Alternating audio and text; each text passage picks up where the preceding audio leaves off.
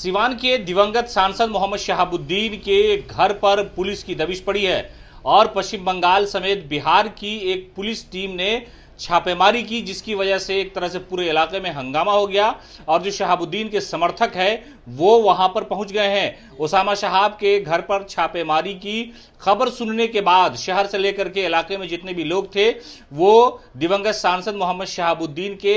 आवास पर पहुंचे हैं और उसके बाद जो है वहां पर बड़ी संख्या में लोग कोशिश कर रहे हैं जानने की कि आखिरकार बंगाल पुलिस, जिसमें एसटीएफ शामिल है और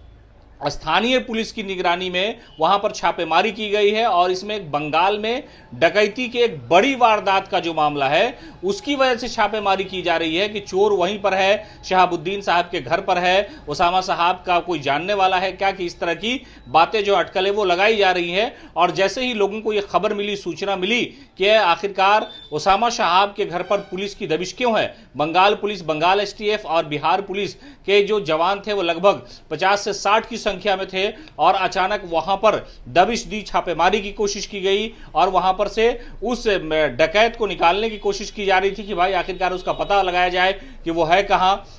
दरअसल बंगाल में कुछ दिनों पहले एक बड़ी डकैती की वारदात अंजाम दी गई थी और उसमें जो एक सबसे बड़ा माफिया था जो इस पूरे डकैती में शामिल था, उसकी गिरफ्तारी के लिए बंगाल पुलिस जो छापेमारी कर रही है। तो ये तस्वीरें, ये खबर हर जगह आई है, लेकिन दरअसल इस खबर से जुड़ी हुई जो असल खबर है वो हम आपको बताने जा रहे हैं कि आखिरकार पुलिस की दबिश वहां पर क्यों पड़ी है। इस पूरे मामले का खुलासा हम आपको बता रहे हैं। तरह तरह की खबरें आपने देखी हैं, लेकिन खबर दरअसल ये है कि बंगाल में जो डकैती की वारदात अंजाम दी गई उसमें सबसे बड़ा जो मामला था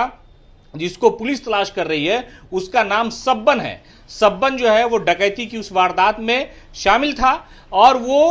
ओसामा शहाब के घर पे क्या कर रहा था, ये जहन में लोगों के सवाल है। लेकिन नहीं, हकीकत ये है कि सब्बन के मोबाइल लोकेशन से पुलिस उसे तलाशने की कोशिश कर रही थी और जो लास्ट लोकेशन उसका दिखा वो शहाबुद्दीन का जो घर है दिवंगत सांसद का, उसके आसपास था। इसी शक के आधार पर पुलिस वहां पर पहुंची थी कि हो सकता है कि इसी के आसपास, इसी के इर्द गिर्द वो मौजूद होगा। लेकिन जो सबसे बड़ी खबर है वो यही है कि शहाबुद्दीन के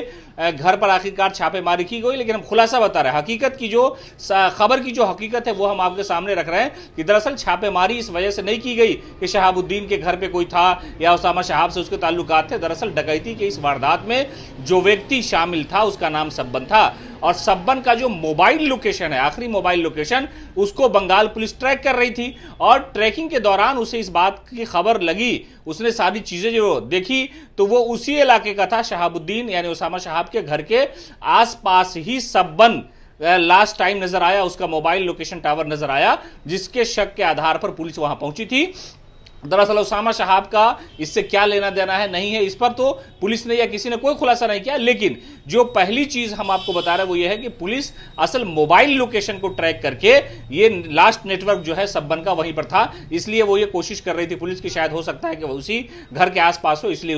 उसकी गिरफ्तारी के लिए वहां पर पुलिस की टीम पहुंची थी।